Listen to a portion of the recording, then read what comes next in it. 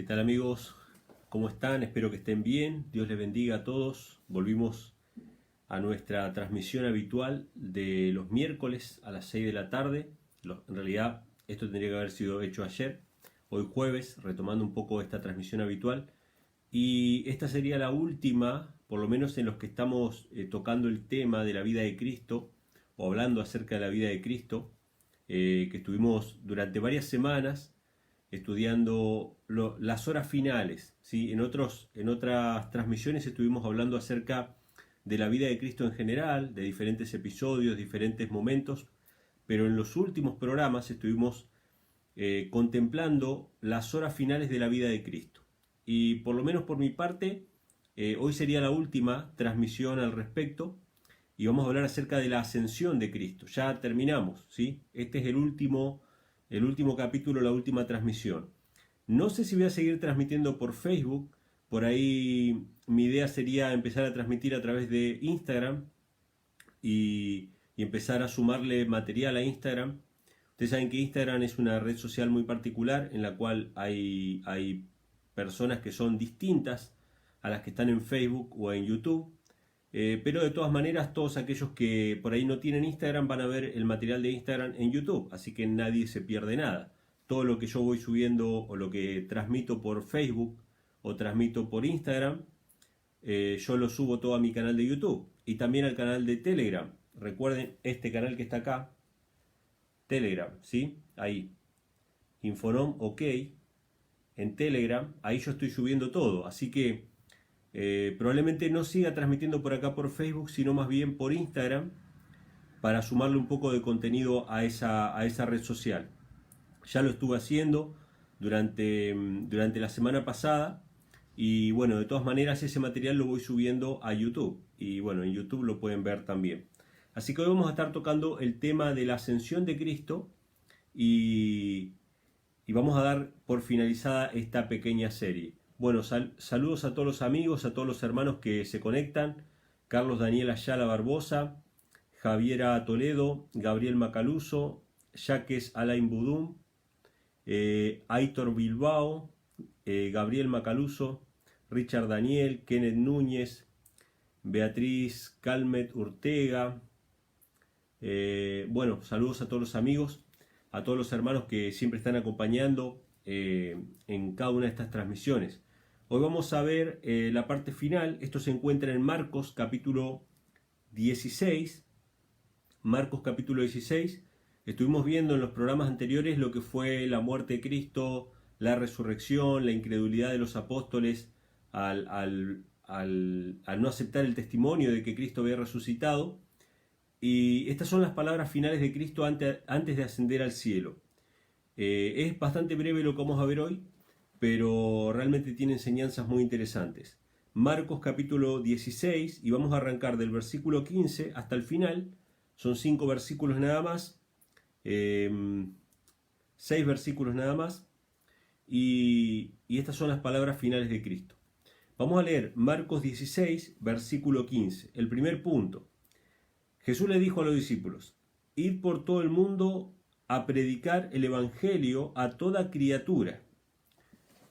Este pasaje nos muestra el carácter universal de la obra que tiene que ser hecha en favor de la humanidad. Una obra que Dios le encargó a sus discípulos y por consecuencia nos la encargó a nosotros, que somos discípulos de Cristo, que Cristo es nuestro Maestro y nuestro Señor.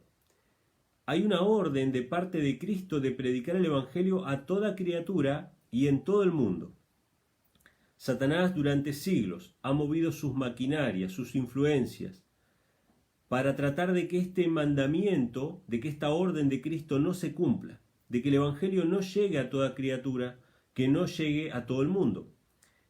Y parte del trabajo de Satanás que ha hecho a través de la cultura, a través del sectarismo, a través de los nacionalismos, a través de muchos aspectos que tienen que ver con la religión y la cultura, ha hecho que los seres humanos se aíslen y construyan barreras culturales infranqueables.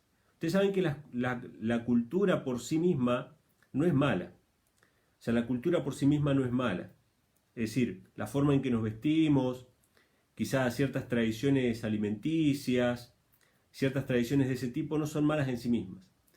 Pero muchas veces este tipo de tradiciones lo que hacen es bloquear a ciertas comunidades para que nunca jamás reciban el Evangelio, para que nunca jamás reciban la palabra de Dios. Sin embargo, dice la palabra que es nuestro deber predicarle a toda criatura y a todo el mundo.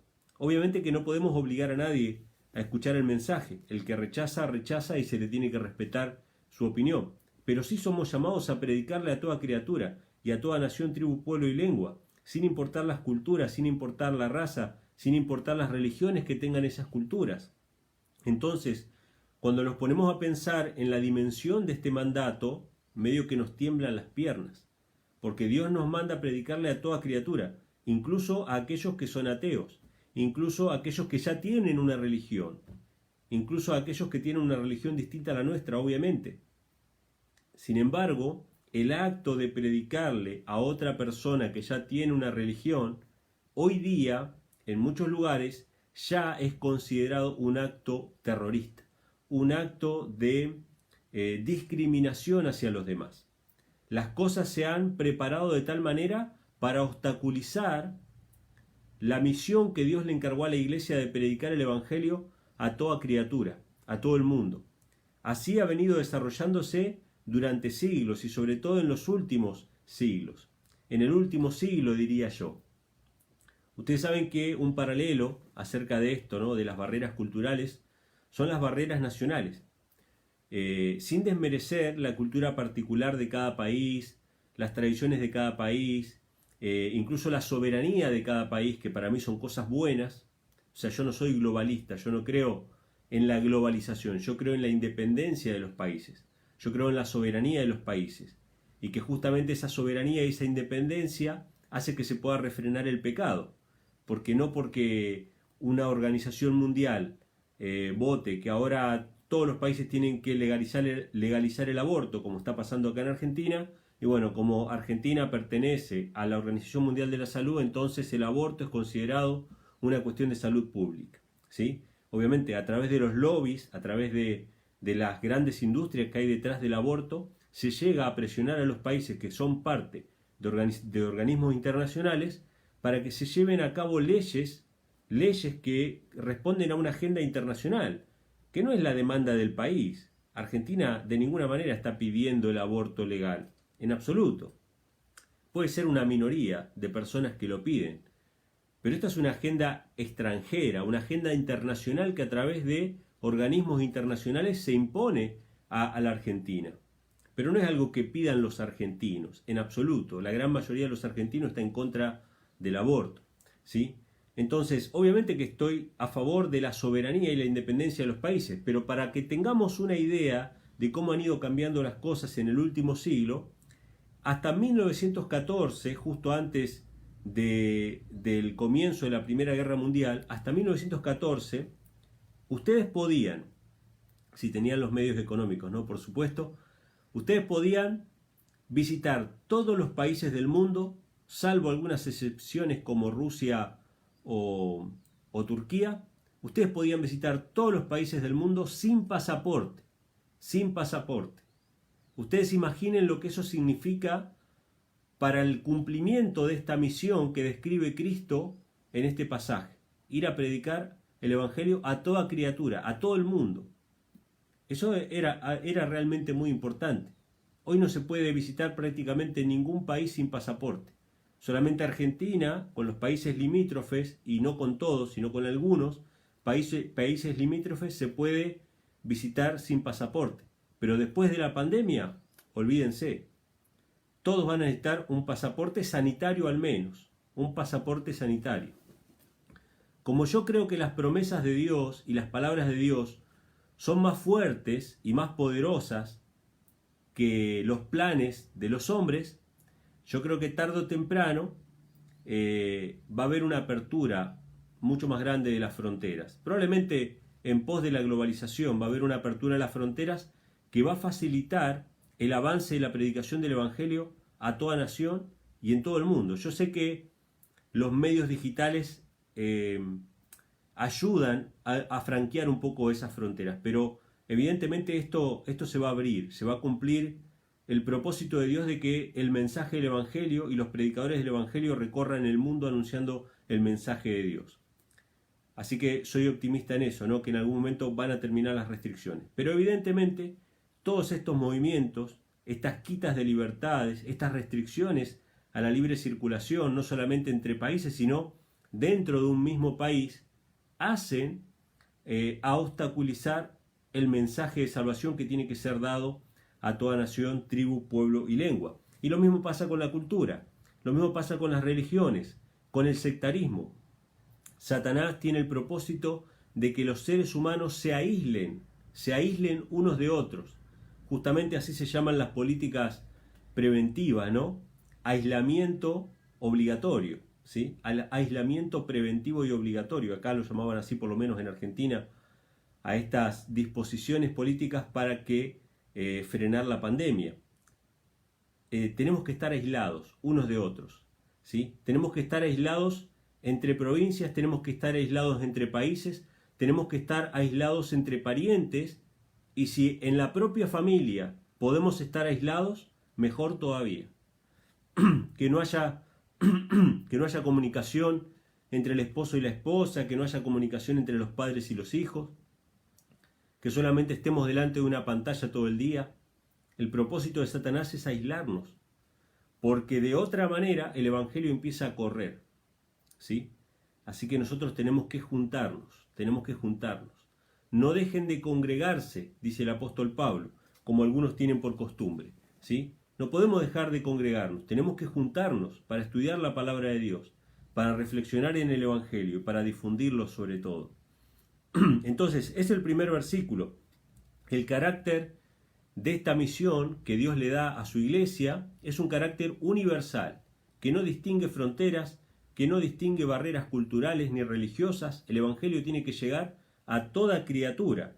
¿Y cuál es el Evangelio? Versículo 16. El que creyere y fuere bautizado será salvo, mas el que no creyere será condenado. ¡Wow! El mensaje del Evangelio es el mensaje de la justificación por la fe. El que creyere y fuere bautizado será salvo. ¿En qué consiste el Evangelio? En creerle a Dios de que nos ama tanto que dio a su Hijo para que seamos salvos. Creer que Cristo murió por nosotros. En eso consiste el Evangelio. Obviamente que este mensaje del Evangelio no está desprovisto de mandamientos, ordenanzas, etcétera, etcétera. Pero el medio de salvación es creer. El que creyere y fuere bautizado será salvo. Cree y serás salvo tú y tu casa, dice la palabra de Dios, ¿sí? Entonces, el mensaje que tenemos que dar a todo el mundo, ese es el mensaje de justificación por la fe. Un pasaje que complementa lo que estamos hablando ahora está en Mateo capítulo 28, versículo 20, que dice, aparte de predicarles que tienen que creer en el Evangelio, dice, enseñándole que guarden todas las cosas que os he mandado. Y aquí yo estoy con vosotros todos los días hasta el fin del mundo. Amén. O sea que aparte de la justificación por la fe, se le enseña a las personas a que guarden todas las cosas que Cristo nos ha mandado. O sea que obedezcamos, ¿no? Porque una vez que creímos que Dios nos ama y que Dios nos perdona, decimos, bueno, ¿y ahora cómo sigue mi vida? Entonces Dios nos da el plan de Él para nuestra vida. Y el plan de Él para nuestra vida está reflejado en sus leyes y sus mandamientos, ¿sí? Versículo 17. Estas señales seguirán a los que creen. Y prepárense, hermanos, porque esta parte es la parte para mí más dolorosa, la más triste, porque creo que la iglesia no está cumpliendo el propósito por el cual Dios la levantó. Nosotros, como cristianos, no estamos cumpliendo los propósitos de Dios. No le estamos creyendo lo suficientemente a Dios para poder cumplir este propósito. Y yo me incluyo, ¿no? Nos falta fe, nos falta confianza en que esta obra es del Señor y que no es nuestra. Cada vez que nos enfrentamos con estas palabras, nos miramos a nosotros mismos y decimos, yo no puedo, soy incapaz de cumplir esta misión. Sin embargo, esta misión no es nuestra. No somos nosotros los que hacemos las obras, es Dios el que las hace en nosotros. Cuando Cristo estaba en esta tierra y Él habló acerca de los milagros que se hacían, Él dijo que no era Él el que hacía los milagros, sino que era Dios el que hacía las obras por medio de Él. Dios lo utilizaba a Cristo, a su Hijo, como instrumento para salvación de los demás. Y nosotros, que tenemos el chip de la justificación por obras en nuestra cabeza, que queremos ganarnos constantemente la aprobación de Dios, pensamos que nosotros tenemos que cumplir estas cosas que vamos a leer ahora, que nosotros tenemos que tener la habilidad espiritual o el ejercicio espiritual para poder cumplir estas cosas. Y no somos nosotros, es Dios en nosotros el que quiere hacerlo. Y esta incredulidad nos lleva a no cumplir fielmente esta misión. Dice que estas señales seguirán a los que creen, y no solamente a los que predican, sino a los que creen, a los que reciben el mensaje. Dice, en mi nombre echarán fuera demonios. ¡Wow! Hablarán nuevas lenguas. Tomarán serpientes, y si bebieren cosa mortífera, no les dañará. Y sobre los enfermos pondrán sus manos y sanarán. ¡Qué terrible! ¿Cuán lejos está la iglesia de cumplir el propósito de Dios? Echarán fuera demonios, si comen o toman algo mortífero no les va a hacer nada, pondrán sus manos sobre los enfermos y sanarán. Todavía evidentemente no tenemos las evidencias, ¿sí?, del poder del Espíritu de Dios. No digo del Espíritu de Dios porque el Espíritu de Dios lo primero que hace es cambiar el carácter, y esas evidencias pueden ser visibles. Si éramos ladrones, dejamos de serlo; si éramos mentirosos, dejamos de serlo. Esa es la obra que hace Dios de convertir el alma. Pero el poder del Espíritu, de ser simplemente instrumentos de Dios plenamente entregados en sus manos para ser canales de bendición para otras personas, estamos lejos. Pero vamos a tomar una faceta solamente de estas palabras. Vamos a tomar solamente una rebanada nada más de lo que dice acá, y vamos a tratar de sacarle algo positivo. Los frutos, las evidencias del Evangelio, porque vamos a predicar el Evangelio de que Cristo trae salvación, pero van a haber frutos, van a haber evidencias de ese mensaje que predicamos. Dice que vamos a echar fuera demonios. Cuando las personas están sin Cristo, cuando las personas están sin Dios, sin esperanza en el mundo, tratando de llenar su vida con muchas otras cosas que no le pueden dar paz, esas personas están siendo dirigidas por el enemigo. Cuando nosotros le presentamos a Cristo como Salvador, cuando le presentamos el único medio de salvación, que es Cristo Jesús, y esas personas aceptan al Señor, lo reciben en su vida, Cristo expulsa todos los demonios de la vida de la persona. Esa es nuestra misión, presentar a Cristo, presentar un Salvador. Porque cuando se expulsan los demonios no se hacen por el poder que nosotros tenemos, sino por el poder y la potestad que Cristo recibió. Jesús lo dijo, ¿no? Toda potestad me es dada en los cielos y en la tierra, por tanto vayan. ¿Sí? Por tanto vayan y hagan esto y aquello. La potestad, el poder, lo recibió Cristo. ¿Sí? Toda potestad me es dada, por tanto vayan. Es Cristo el que hace la obra. Cuando presentamos a Cristo, cuando le presentamos al Salvador a esas personas que están bajo el poder de Satanás, los demonios huyen. Y esa persona es liberada de la influencia del enemigo y pasa a tener a Cristo como Señor y Salvador.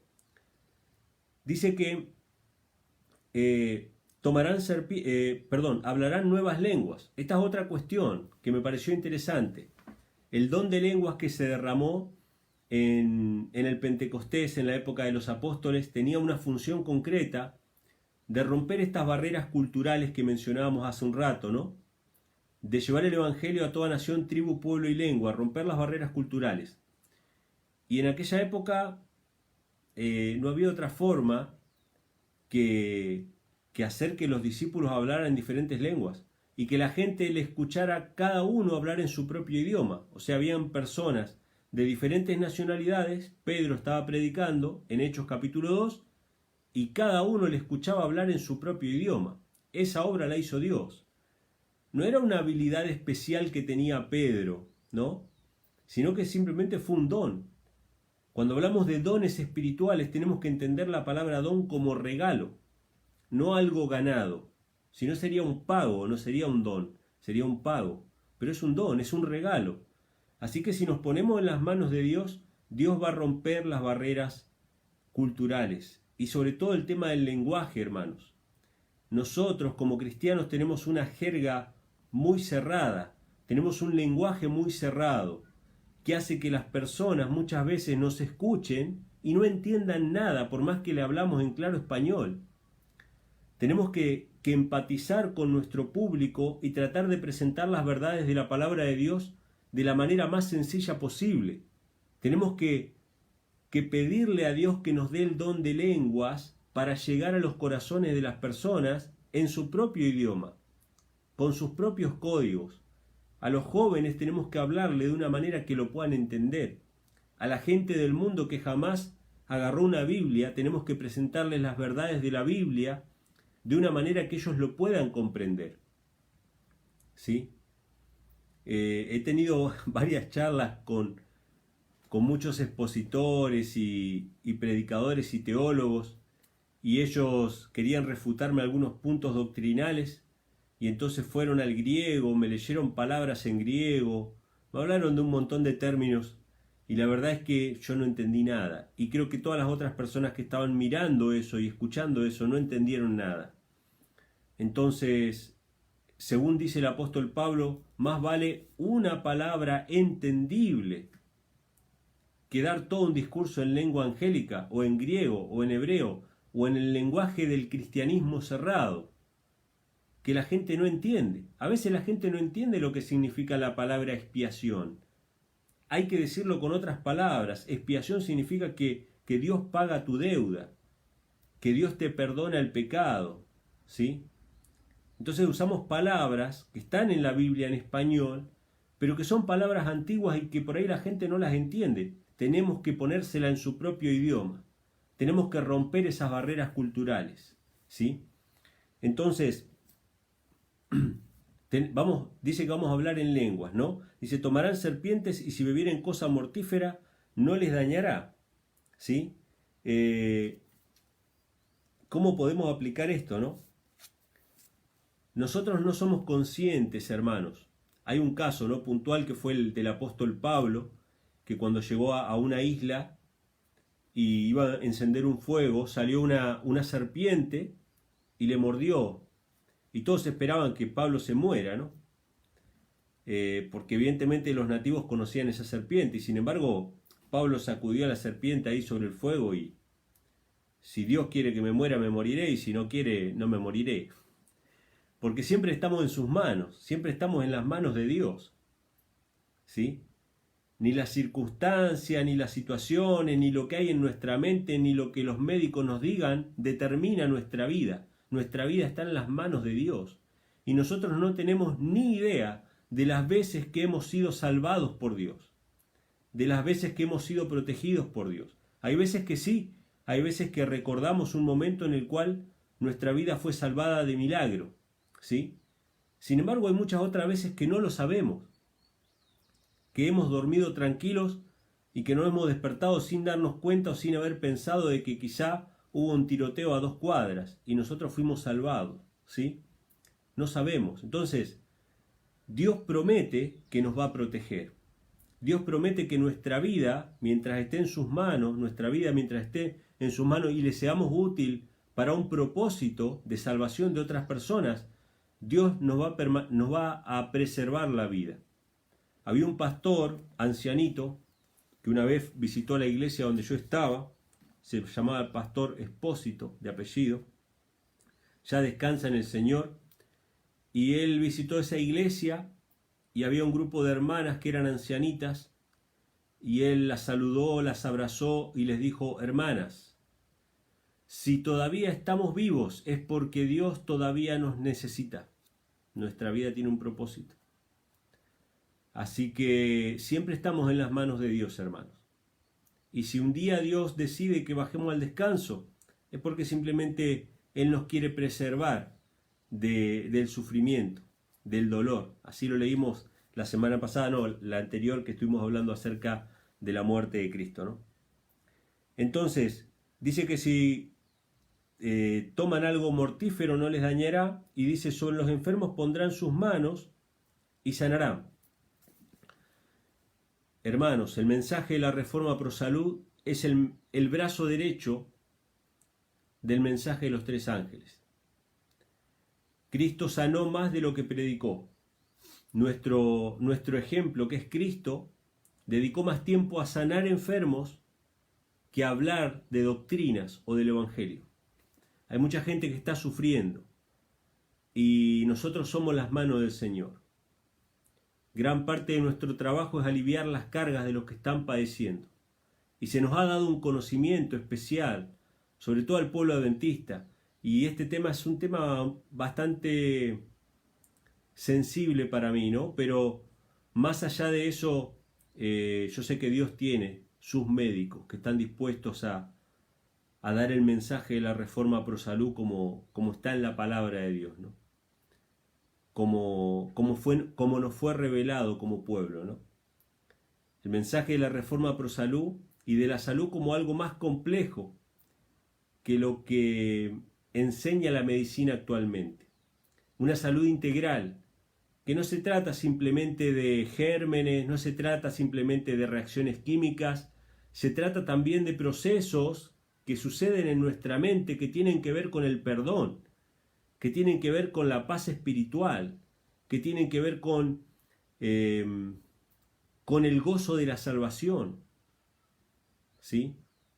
Y sobre eso hay miles de casos y de ejemplos. No hace falta que yo hable acerca de la relación entre el estado de ánimo, entre la fe y la salud.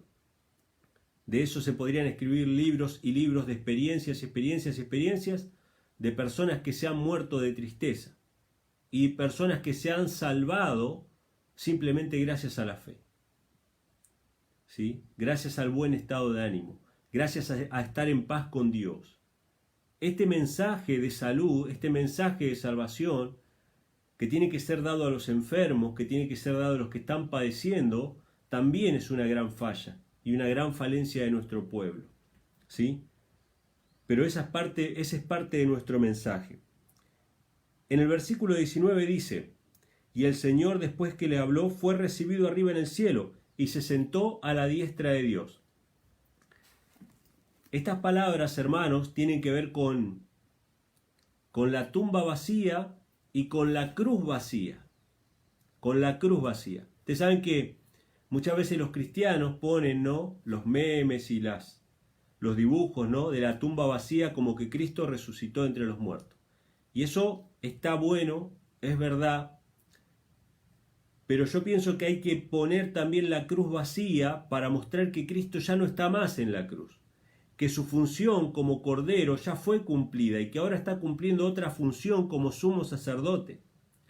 Porque si solamente el Evangelio que nosotros predicamos llega hasta la cruz del Calvario, si solamente llega hasta el perdón de los pecados que ciertamente lo obtenemos en la cruz del Calvario, y no avanza hasta el lugar santísimo del santuario donde Cristo intercede por nosotros como sumo sacerdote, si no avanza hasta ahí, solamente vamos a tener un evangelio por la mitad. Un evangelio que solamente habla del perdón, de la justificación, pero no habla de la santidad, sin la cual ninguno verá al Señor. Un evangelio al cual la gran mayoría de los cristianos han adherido. Un evangelio que recibe a Cristo, la persona recibe a Cristo, pero continúa su vida como violador de la ley. Medio evangelio, un evangelio por la mitad.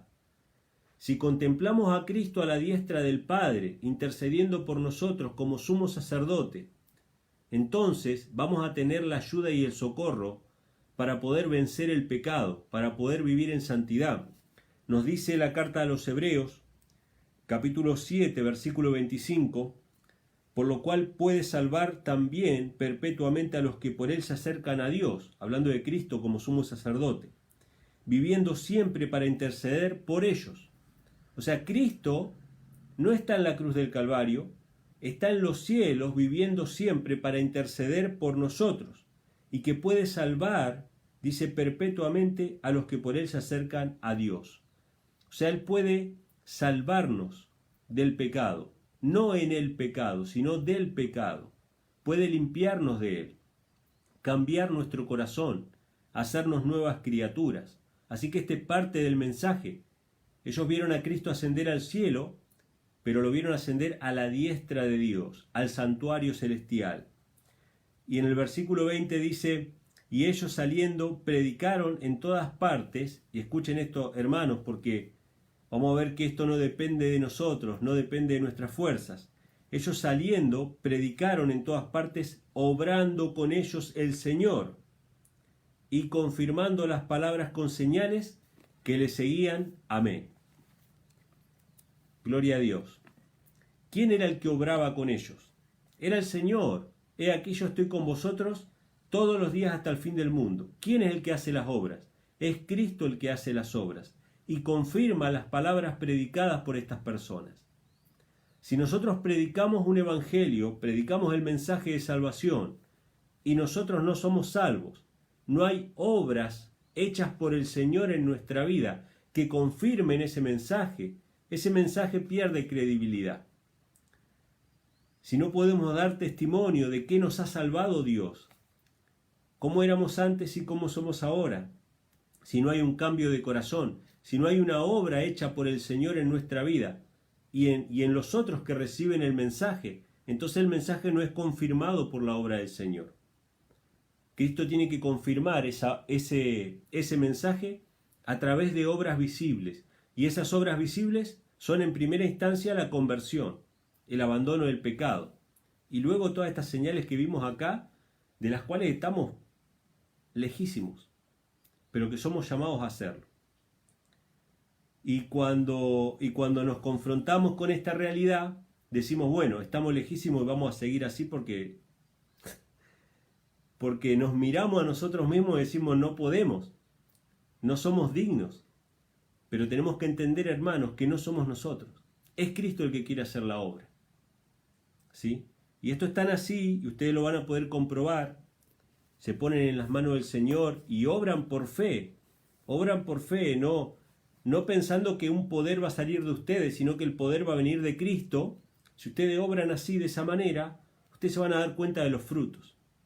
A mí me escriben muchas personas, yo no lo cuento por lo general, pero a mí me escriben muchas personas que me dicen ciertas cosas, que esas cosas que me dicen son obras del Señor que confirman el mensaje.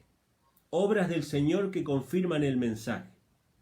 No son obras de Manuel, no son obras de nada que ver, es simplemente, son obras hechas por el Señor que confirman el mensaje que estamos dando y podemos tener la certeza de que el mensaje es verdadero y seguir adelante y estar confiados de que Dios nos mandó predicar, de que Dios nos mandó dar un mensaje.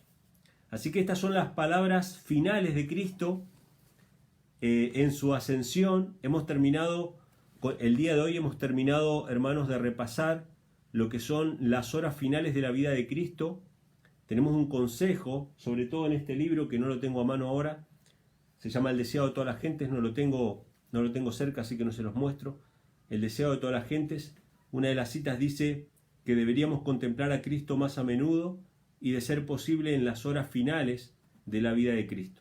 Así que bueno, hermanos, hasta aquí hemos llegado. Voy a dar unos pequeños saludos.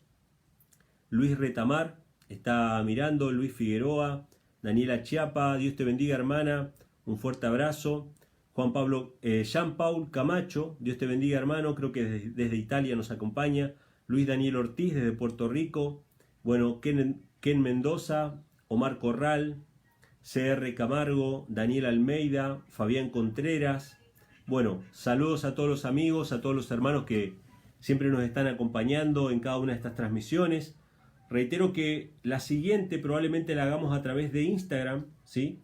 Ya no sé si va a ser tan regular como todos los miércoles, pero si ustedes se agregan a Instagram y siguen el canal, yo siempre voy a ir avisando. Hoy en 3 horas, hoy en 2 horas, hoy en un rato nos conectamos, hacemos una transmisión y bueno, ustedes se conectan en la que pueden y de todas maneras van a quedar grabados ahí en Instagram y lo voy a volver a poner en YouTube. Así que aunque no me sigan en Instagram, van a ver todo lo que yo ponga en Instagram, porque lo voy a poner en YouTube, ¿sí? Así como hice con lo que puse en Facebook, lo puse en YouTube, también de la misma manera. Y también lo estoy poniendo en Telegram, acá, ¿sí? Infonom, ok, ¿sí? En Telegram. En Telegram pueden bajar todo, ¿sí? En este canal lo que tiene, la ventaja que tiene es que tiene el botón de descargar. Simplemente ponen descargar y se les descarga el video. Así que pueden descargar todo del canal de Telegram. Hermanos, un fuerte abrazo para todos. Dios les bendiga y bueno, nos estaremos encontrando seguramente en los próximos días a través de Instagram o si no, a través de YouTube, como solemos hacer siempre. Fuerte abrazo y bueno, nos vemos.